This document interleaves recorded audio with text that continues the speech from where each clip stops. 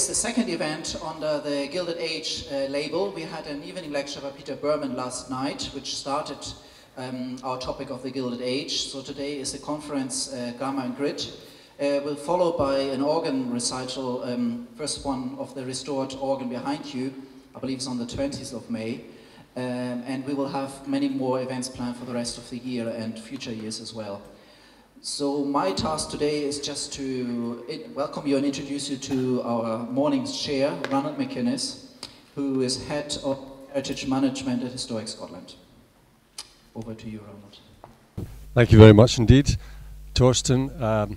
I'm really delighted and honoured to open this conference, and I welcome you all to here today in this wonderful, inspiring setting. Someone was, I won't say who, was just saying to me, is it not finished yet?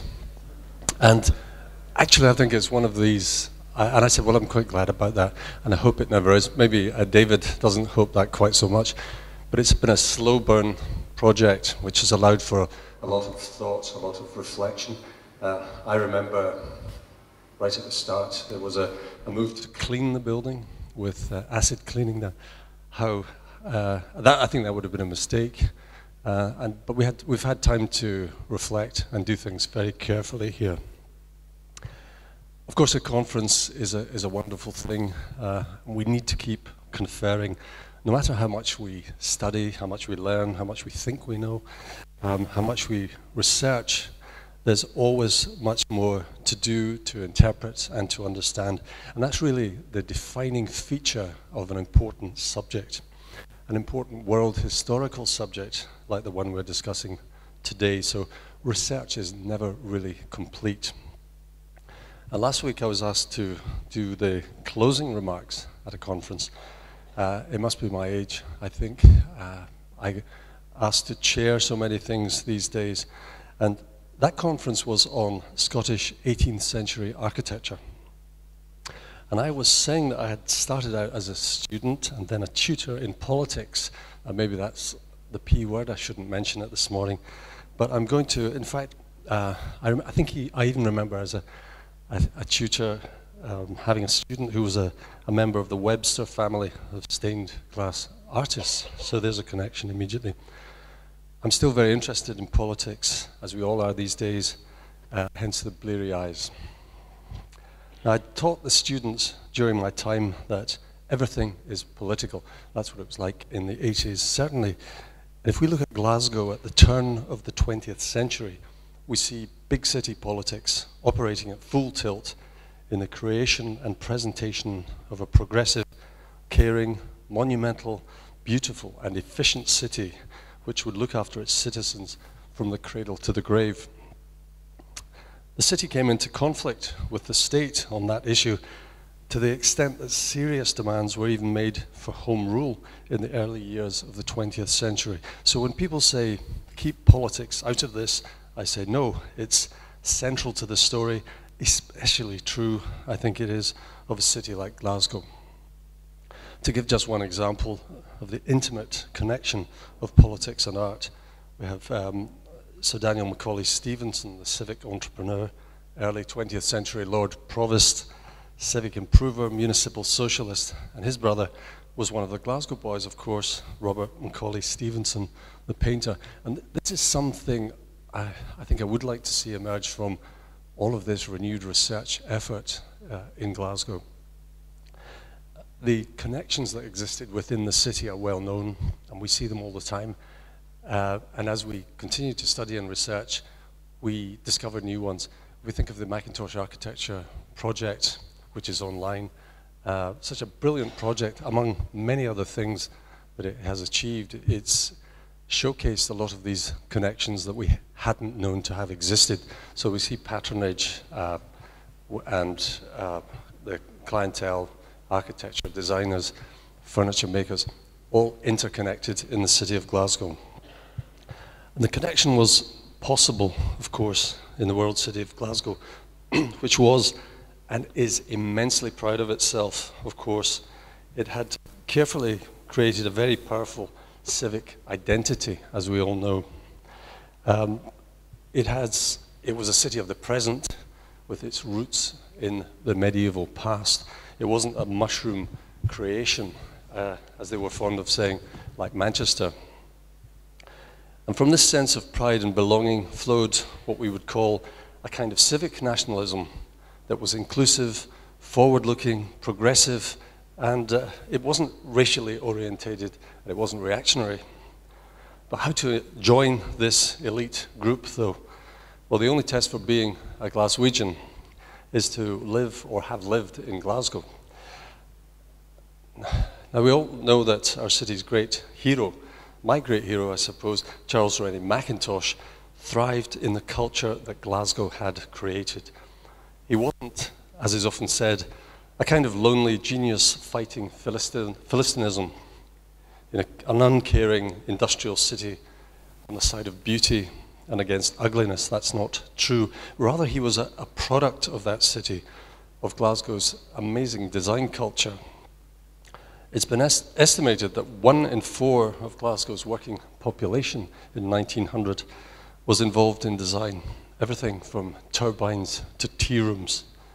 And Mackintosh understood, embraced, and celebrated Glasgow's industrial production techniques.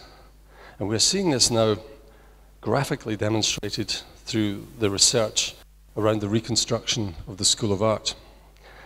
This is industrialized arts and crafts, if you like, working through a culture of total design, where architecture marshals stained glass, metalworking, sculpture, furniture design, and carpentry, along with artistic steel and concrete. As Patrick Geddes said in 1914, the real artist is he who, like Mackintosh in the Art College of Glasgow, one of the most important buildings of Europe, gets his effects within the sternest acceptances of modern conditions. For here never was concrete more concrete, steel more steely, and so on. So the basis of all of this is, of course, the working practices and culture of Glasgow, where Mackintosh, of course, learned his trade. The Gilded Age project has already shown that this culture has its own roots in the work of William Leaper, Daniel Cottier, and others, and we see this today looking around us. The outcome of that collaboration, I think, is going to become more and more apparent as research continues. The Gilded Age project will examine and anatomize the foundations of the Glasgow style, but it will also deepen our understanding, I think, of this exceptionally important period in what the city fathers like to call Glasgow's rise and progress, which they thought in 1900, incredibly, was yet in the morning of its growth, as they put it. Well, in opening this conference, I'm very happy to initiate what I'm sure will be a new and highly productive episode in the study of Glasgow's world-class culture. And who better to begin this exciting new venture than one of Glasgow's most important, well-loved, and valuable cultural assets, Professor John Hume. Thank you.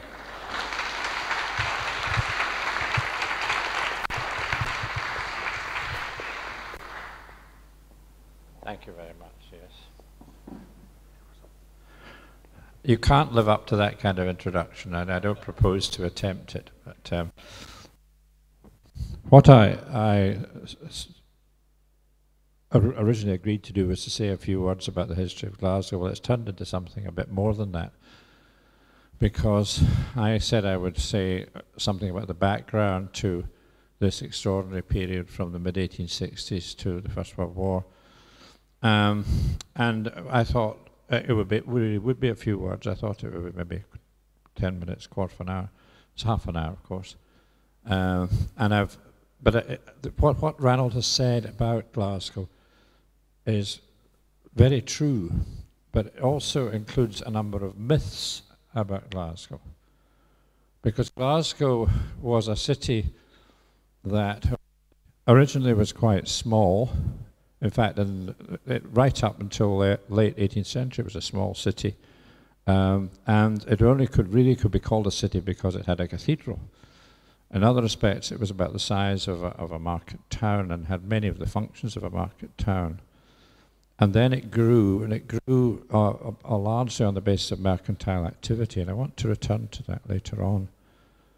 But it also grew to an increasing extent by taking over other villages and new suburbs round the periphery of this area, of the central area.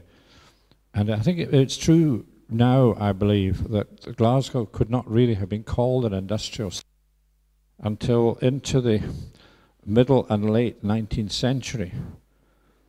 And it only achieved its worldwide recognition as an industrial centre because it was greedy and absorbed boroughs round the periphery which had their own industrial base and which were actually very active and lively places. And two at least of these boroughs, in fact, bitterly resented being taken over by Glasgow. And there is still a residual resentment in these places for having been taken over by Glasgow. So to call Glasgow an imperial city is actually absolutely true. It was an imperial city, but it became imperial because of the administrative greed of the city fathers. The borough of Govan, the borough of Partick, which we're in today, they were active, lively boroughs where the shipbuilding was done. There was virtually no shipbuilding in Glasgow. There was engineering in Glasgow, but very little. And the textile areas of the city, the East End and Anderston, they were independent boroughs until the 1840s. So Glasgow grew in a very aggressive way. But I'm eating into the time I want to use for other purposes. Next slide, please. I'm sorry the slides are not going to be as clear as I would have liked. But there are a number of myths about Glasgow. I'm not saying that what Ranald was saying was in any way mythical. It's not at all. But it's about perception and the creation of perceptions. There's the notion that Glasgow was an awful city, full of slums, full of deprivation. In fact, the area of Glasgow that was full of deprivation in the middle of the 19th century was actually quite a small number of streets around the cross.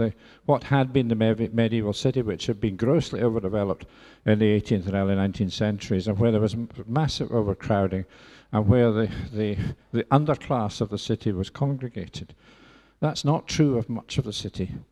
Next, please. Nor is it true that Glasgow was a gloomy place dominated by factory chimneys. It wasn't. There were suburbs that were dominated by factory chimneys, but the city centre itself wasn't.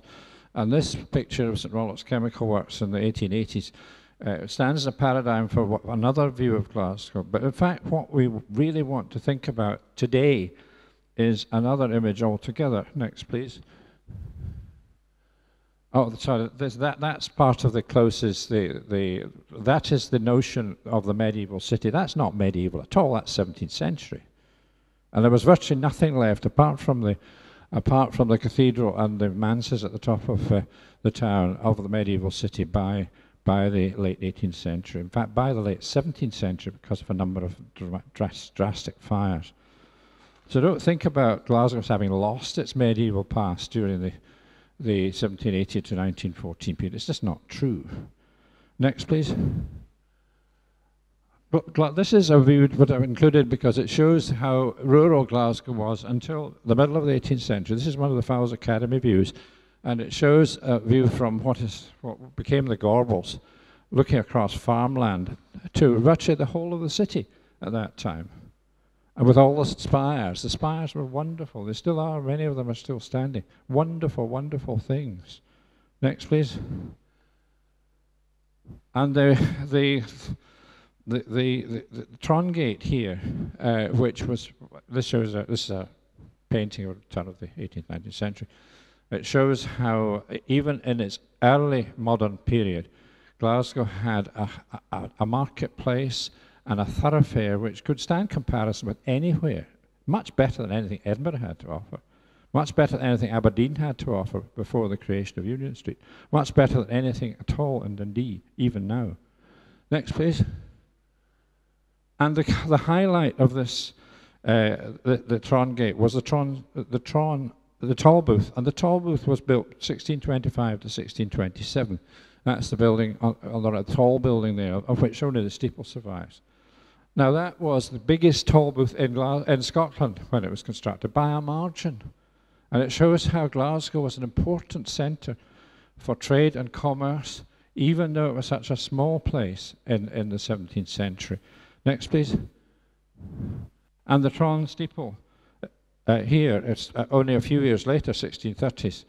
Again, evidence of a very prosperous, well-doing city. Next, please. And the building of Hutchison's Hospital, which was created as a benefaction by two brothers merchants in the city, 1641 to 1650. A very sophisticated bit of architecture of the middle of the 17th century, very sophisticated. Could stand comparison with anything anywhere else in Scotland at that time. Next, please. And the old college, a few years later, the biggest university building in Scotland for many a year. Not until the building of Edinburgh's University in the Adam building at Edinburgh University, over 100 years later. A great centre for learning, but a great centre also for education of all kinds. Next, please. That's an early 19th century view of the college. Show what a wonderful thing it was, and what a loss it was when the university decided they had to move west to Gilmer Hill. Next, please. You will notice quite a close similarity between this building and Hutchison's Hospital. This was the merchant's house, which was built in 1659.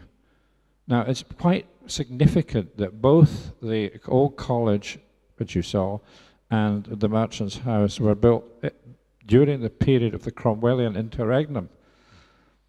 And indeed, Oliver Cromwell himself authorised the contribution of funds to the building of the old college. So Glasgow was doing very well out of the period when we think that it was all war and strife and civil unrest and so on. They did extremely well out of it. And this went on into the second half of the 17th century. Next, please. And in the early 19th century, Scotland began to benefit from the opening up of the English colonies to trade. That, I think, needs a lot more investigation. There are received views there that I don't think are necessarily accurate. But certainly the Shawfield mansion here, built in 1712, designed by Colin Campbell, who was one of the best architects of the period, indicates not just that Glasgow was a prosperous place, but it was a place of real culture. Next, please. And even more striking, there's this building here, which is known as the Tontine, but actually it was built as the town hall in 2 stages, designed by Alan Dreghorn between 1739 and 1756, which again is a building of the most extraordinary sophistication for the period. It's leagues ahead of anything else that was being built in Scotland at the time. Next. And St Andrews by the Green, Alan Dreghorn, which was St Andrews Parish Church, 1739-56, which still stands as probably the finest mid-18th century church in Britain, outside London. Next. Same one. Next, please.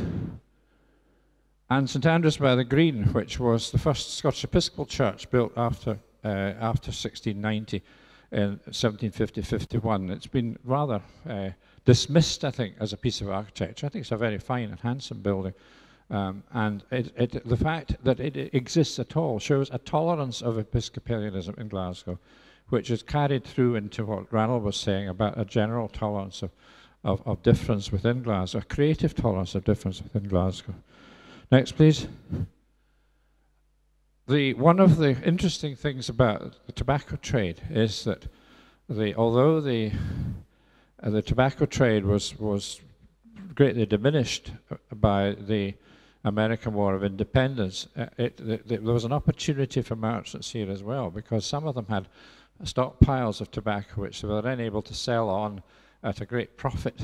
And the man who profited most was Cunningham of Laneshaw, and he went on to build the house on the left, which is now at the core of the Royal Exchange Building, the Gallery of Modern Art.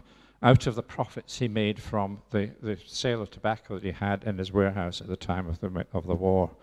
Next, please. But most of the development of the later 18th century in residential terms was of how, for the merchants, was of houses like this, 42 Miller Street. Next, please. And Charlotte Street, which was laid out by David Dale about the same time, 1780. He had his own house at the far end, but I don't think it was a very good building, so I haven't included it in this. Nice inside, but not very good outside. Next, please. But one of the houses in the street has been restored by the National Trust, and it gives a very good impression of what I think were the generality of the fine houses of the later 18th century. Next. Notice they're not very big. Glasgow was not a place where people built great grandiose mansions until into the period covered by this conference. Next. Oh, this is part of what really became Glasgow's first new town, and that is the Wilson Street, Glassford Street, Brunswick Street area. Later largely developed, but this warehouse building survives from about 1790. And this was the very beginning of a period of great prosperity for Glasgow, a period in which David Dale became a key figure. Next, please. And it was under David Dale's auspices that so much of the city's finer buildings were created, with R&J Adam as the firm that did it. The Trades House, next please. Next please. The Royal Infirmary, next please. And the assembly rooms, all of which were built in the early 1790s. Next please. And this is the sugar exchange, about which I have not found very much, but that's because I didn't have time. But this is a drawing by an etching by D.I. Cameron. And this was tucked in at the back of the tontine, at the back of the town hall. And needn't have been a grand building, but it was a grand building, as you can see here. Next. And the professors' houses in the High Street, which were so sadly demolished in the anticipation of a ring road that was never built. Next, please.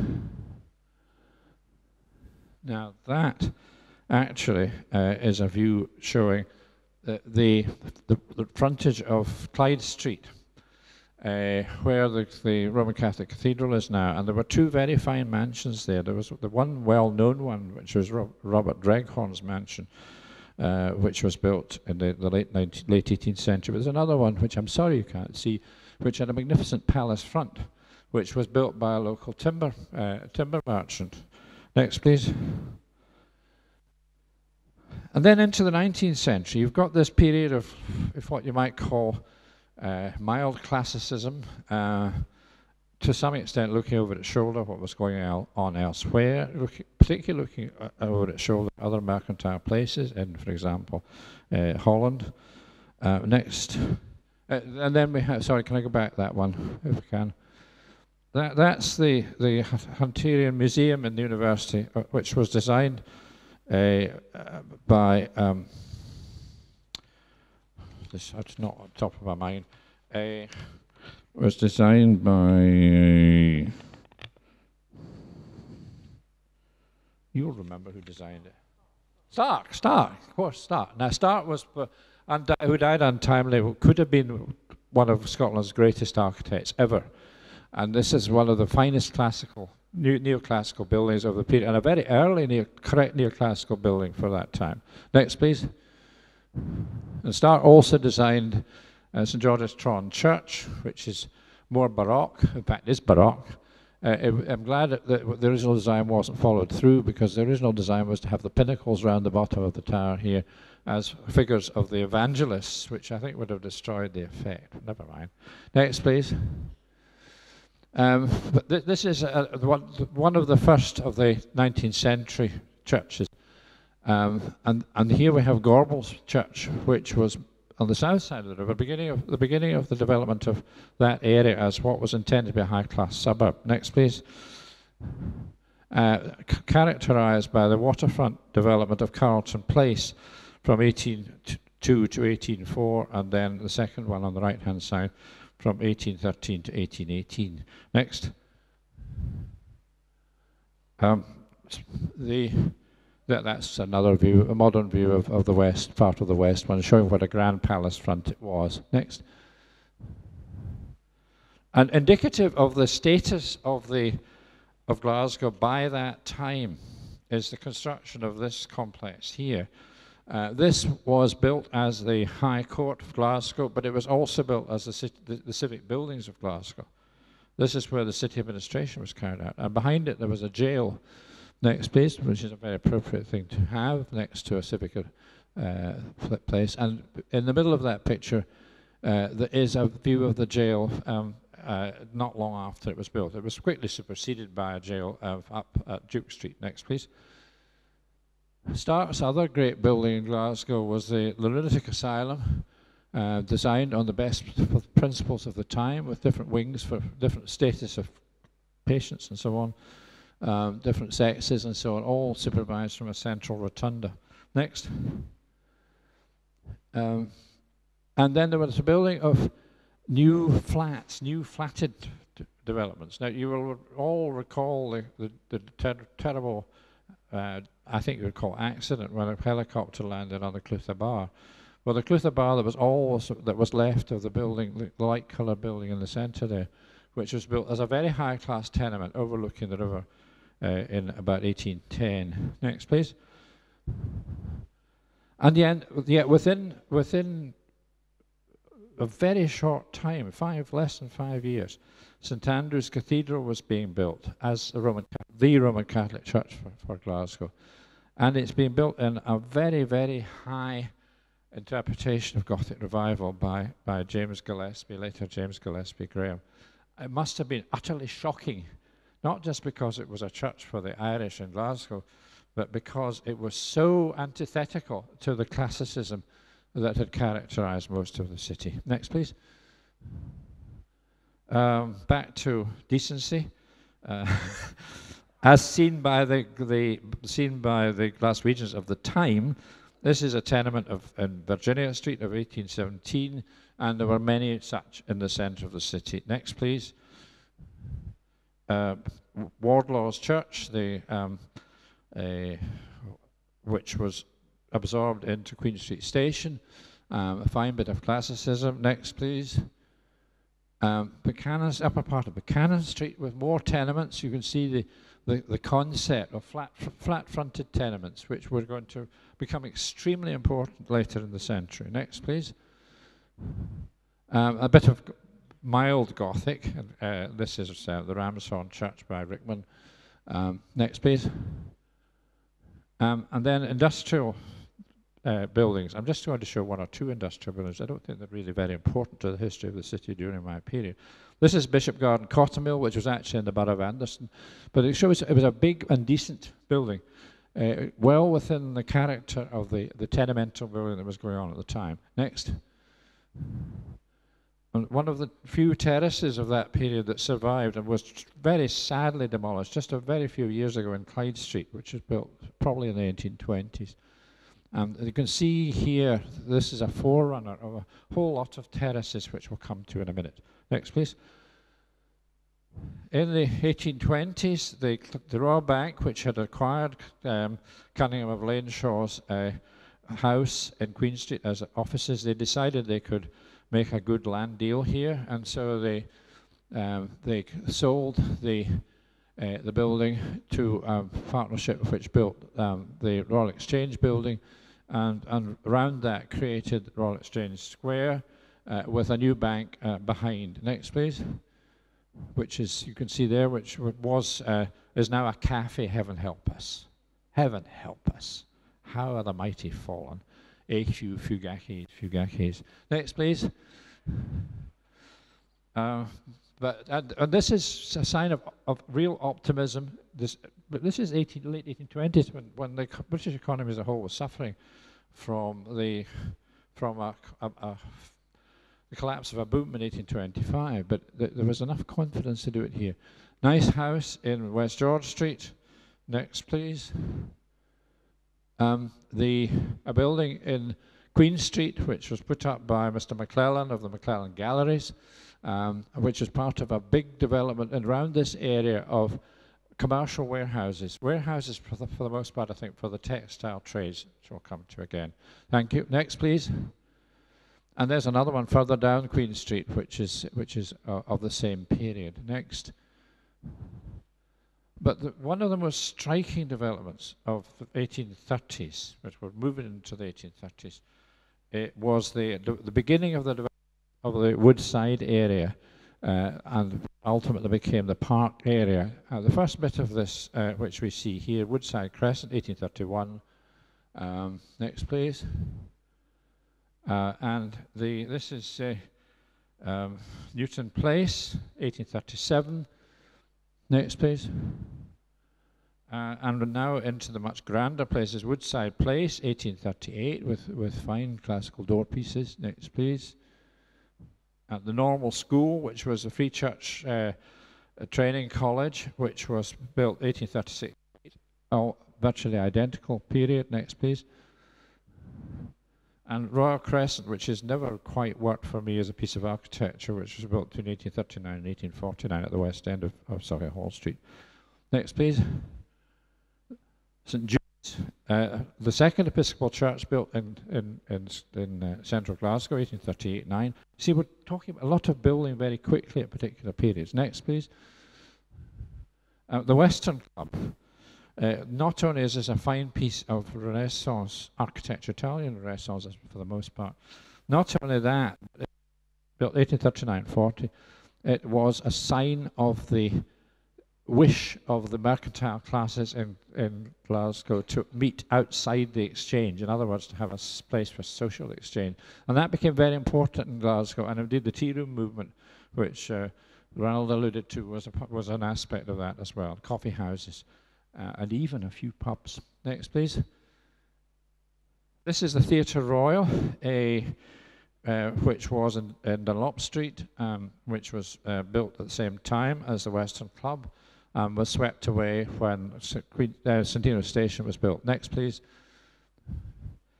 And a lot of development along the thoroughfares. For example, Bath Street. 1839 to 1862, Adelaide Place was built, which is the finest of the Bath Street terraces. But there are others that they all repay looking at. That you think of it just as a bus route now, but in fact, if you take the time to stop and look at these, they're very fascinating. They're very classical for the most part, or Italianate, and occasionally they come together, as seen here, and it's quite an effective mix. Next, please. Another sign of the growing trade of the town was the Customs House being built in 1840. Next, please. And then we have the terraces along beyond Charing Cross, of which I've already mentioned Newton Place. This is Somerset Place. Next, please. And another move for the civic headquarters, because the civic headquarters were going to be we were in, as I said, in the what's now the High Court. They were moved to this building here, which was the county buildings for the lower ward of Lanarkshire, as well as being the civic headquarters. And eventually other bits were added. That was the new merchant's house there. Now this is in a way a background to the rest of this talk, because we're up at 1840. We're in an area where some kind of mild or more than mild classicism was popular. Next, please. We're into the movement into the suburbs to a greater extent. This is the second house on Partick Hill, part of a development which was planned and took many, many years to complete. This is not far from where Ranald and I live. And this is the best of the houses. This is Wood End, about 1841. Next, please. And then up on Woodlands Hill, the building of Claremont Terrace, the first part of which is 1830s. This is here, but it was extended into a complete terrace in 1842. But things are beginning to disintegrate. Next, please.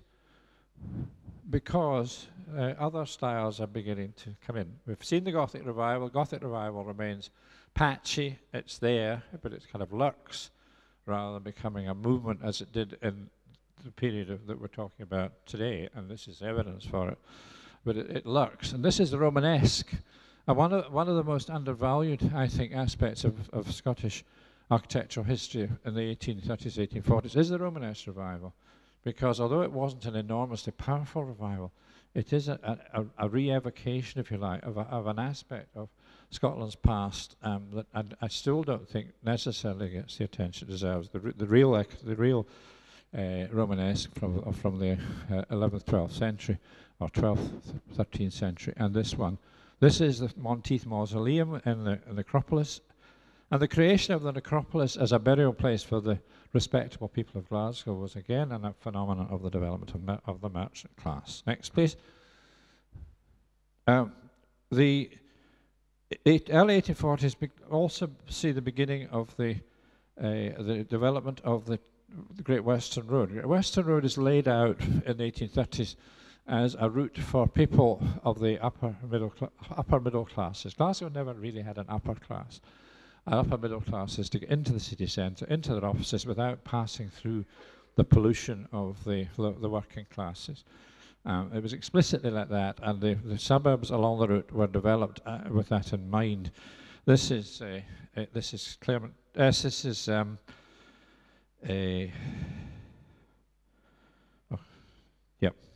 Kirkley Terrace, which is the first of them, which was started in 1845, although it took some time to complete. Next, please.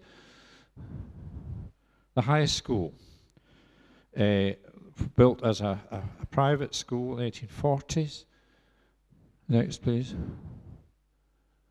And even the mundane or relatively mundane warehouses of the grain warehouses of the period, the post after the repeal of the Corn Laws in James Watt Street, really very, very fine, flat, classical. Next, please. And not far away, the Vincent Crescent, which was built from 1850, which is a part of a whole new suburb to the east of the end of St. Vincent, west of the end of St. Vincent Street, which was which is still, designed by Alexander Kirkland, still a very fine piece of architecture, but mercifully conserved as a result of the activities of people like John Gerard. Next, please. And another early terrace, Great Western Road Terrace, Kew Terrace, and you can see here echoes of that little terrace I showed you in Clyde Street of the 1820s. Next, please. This is a very, very typical of what was beginning to happen in the city centre. This is an extension of the Royal Bank in Royal Exchange Square into Buchanan Street, 1850-51. Next, please. And the linking of the city centre to the new suburb of Lauriston Gorbals was consolidated by the building of the South Portland Street Suspension Bridge, 1851 to 1853. The only bit that survives of that bridge is the pylons at either end, designed by Alexander Kirkland, which you see here. And you can see that terrace in Clyde Street that I was talking about in the background. Next, please. And even when you have very plain industrial buildings, as up at Portland Dass and Spears Wharf, although they may be very, very severely plain, they have good proportions, good materials, and they're designed to impress, not just as functional buildings, but as contributions to the urban landscape. And that building still makes a very important contribution to the urban landscape. Next, please. I included this picture because it was taken in the early 1850s. It's the earliest photograph we have of a Clyde-built ship being fitted out, and it shows a great deal about the Glasgow of the period. In the foreground, there's pig iron, which is being held by merchants for shipment onwards to probably to the United States. The ship in the middle is the PS Arabia, which the hull was built down in the lower Clyde. The engines and boilers are being fitted by Robert Napier's factory, which you can see part of that long, low building there. On the left, you've got a glass cone, the Lansfield Glassworks, and in the background, you've got 2 cotton mills. This, at that time, was in the very recently absorbed borough of Anderston. Next, please. This is one of the most intriguing buildings of all the ones I've included. This was in South Hanover Street, and it was built in the early 1850s. The only photograph we have of it, I think, is this one, which was taken by Thomas Annan, and it was built for a firm that was in the sewn muslin trade. Now, the sewn muslin trade was, you've probably a lot of you know about Ayrshire embroidery, white embroidery, which was, there was a big trade in sewn embroidery. Most of it sewn either in Ayrshire, as the name suggests, or in Ireland. And what happened was this building, or buildings like this, or this was by far the grandest, were headquarters for taking in the muslin, preparing it for sewing, bringing it back in, preparing it for sale. This was like many fashion trades. I mean, we're back to the design thing. Many fashion trades, it was ephemeral. And within 10 years of the building of that building, the trade had collapsed. The same was true of paisley shawls. Changes in fashion. So this was one of the weaknesses of a design-based city. You find it the same with the East End as well. Next, please. This is another cloth warehouse. I don't know exactly whether this was operating in that trade or not. This is in Miller Street, and this one was built in 1854. Next, please. Now we're on the edge of the reason I wanted to call this talk a solid foundation. In the 1850s, there was an extraordinary building boom in Scotland, Glasgow, a really extraordinary building boom. I still get to grips with the extent of it. Large parts of what is now the city were covered by new, very handsome sandstone buildings, mostly Italianate one kind or another. Some of them more advanced in design than others. But this is the foundation upon which the 1860s houses, the 1860s building of buildings like this church here were based. I think it's partly to do with the collapse of the railway boom. In the 1840s, the railway mania encouraged people to invest in railway shares on the expectation of getting dividends. A lot of people made a great deal of money out of this. A lot of people made a great deal of money out of trade. Now, what did you do with the money? There was no stock market in a realistic sense at that time. There were no shares you could buy. Bank interest, as always, was not great. Government stocks were okay, but not great. What did you put your money into? You put it into building. And there were 2 very big mercantile banks operating out of Glasgow. One of them was the Western Bank. The other was the City of Glasgow Bank. Both of these ultimately failed. But I think in their day they provided loan capital for people to build on a big scale. And I'm just very quickly going to run through to give you some feel for the scope of this building boom. The other thing that I think is important is, and that is industrialized production of quarried stone. Particularly things like balusters, which were turned on lathes for the first time.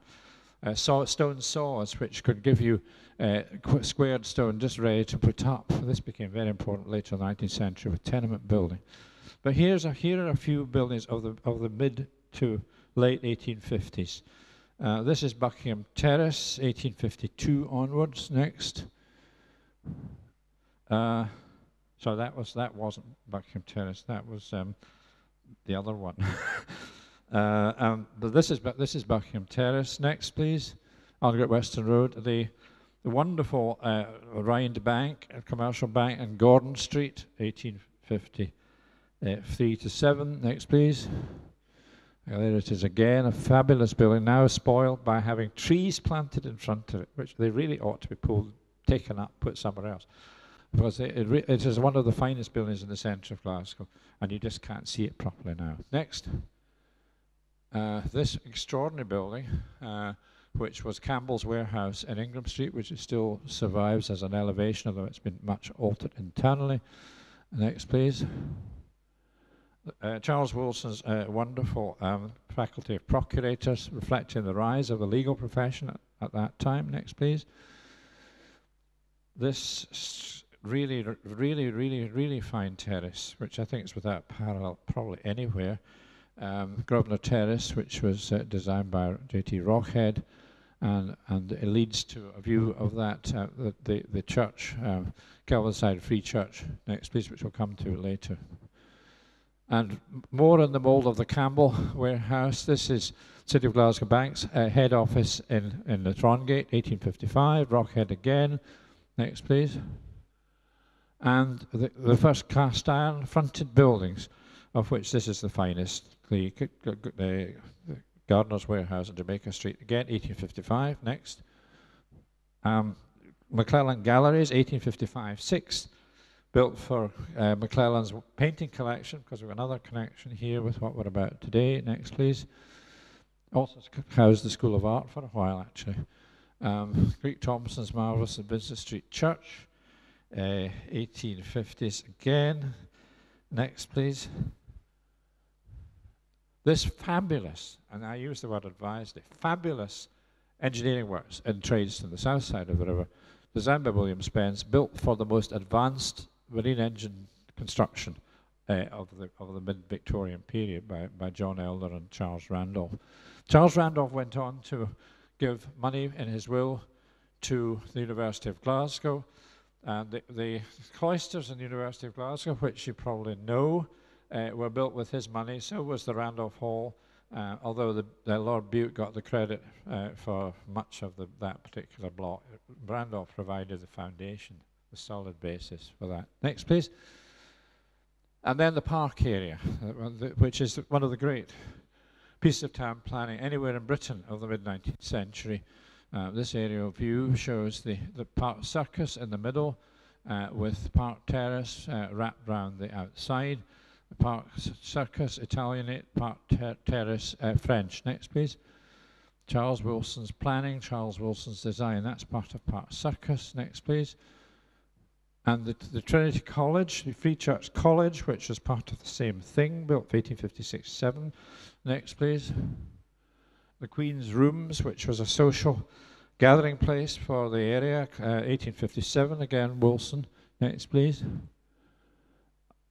In the centre of the city, John Street Church, 1858-60, which is a free interpretation of the classical and had the most marvellous interior, which alas has been lost. Next, please.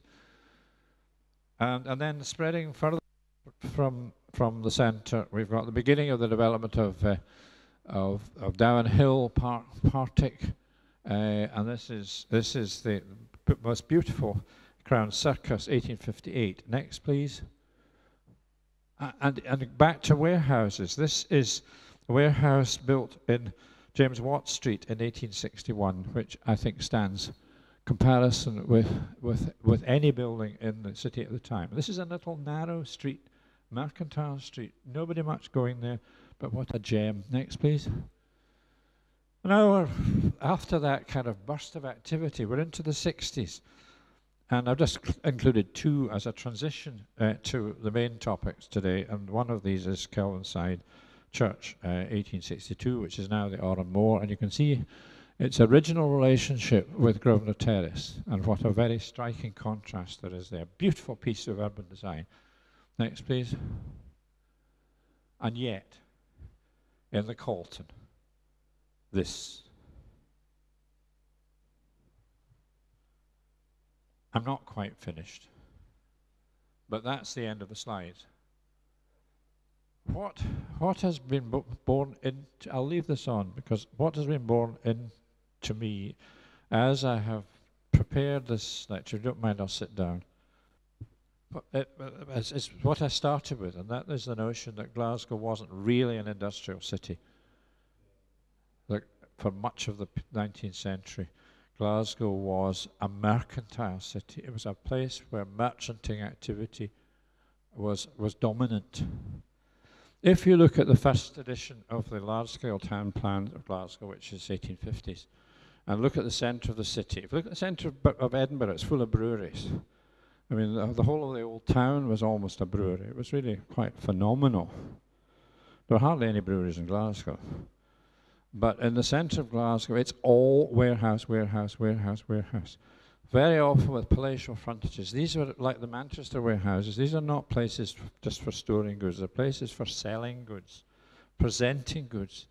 And Glasgow became in the, partly I think as a result of the steamship which connected Glasgow with all over the world, but particularly with the Western Highlands and Islands, with the Lower Clyde and so on. Glasgow became a distribution centre. It was the Amazon of its day, not as an individual big warehouse, but as a group of related warehouses. And there was inter-warehouse trade. And quite a lot of the goods, like the sewn muslins and the fancy muslins, which were woven in places like Paisley and Hamilton and so on, they found their way into the world markets. America, which was the biggest at that time, but also into what became the empire, into parts of Europe as well after the Napoleonic Wars. And this gives what I said at the beginning of my lecture, a solid foundation upon which the Glasgow that we're talking about today could be built. I didn't really have enough of an opportunity to go into given the pressures of time, to go into the generally high quality of the building in the city from the 1840s, but particularly in the 1850s. And once you get your eye in, and you know how important it is to get your eye in when you're looking at any class of building, you can see 1850s buildings all over the centre. You can see them all over the area to the west of, Solihull Street. All the tenements in Solihull Street virtually that you can see today are of this period. Big chunks of Partick, bits of Govan, bits of the south side, quite large bits of the south side. Plain, well built, well proportioned, well detailed, designed as a whole. Even a tenement range is designed it's like a sonata form, a beginning, a middle, and an end. There is a very real, generally accepted concept of urban design. And I don't think this is parallel anywhere. I don't think it's parallel in the new town of Edinburgh. The new town of Edinburgh has its moments, and some of them very, very fine moments, particularly the second and third new towns. But Glasgow as a piece, this growing city, as Ranald points out, this growing city of the 1840s, 1850s, and into the 1860s and later, has a style, has a quality that I think it would be difficult to match anywhere. A few years ago, I was asked to give a talk on Liverpool and Glasgow in the second half of the 19th century, the contrasting, comparing their urban forms. Liverpool was into this kind of thing earlier than we were, but Liverpool terraces never have a beginning, a middle, and an end. They're all uniform, rather like Grosvenor Terrace. And the Glasgow, to my mind, has a feel for design, which is a very solid foundation upon which to build, and which was carried forward by the Glasgow style in the later part of the century. Thank you.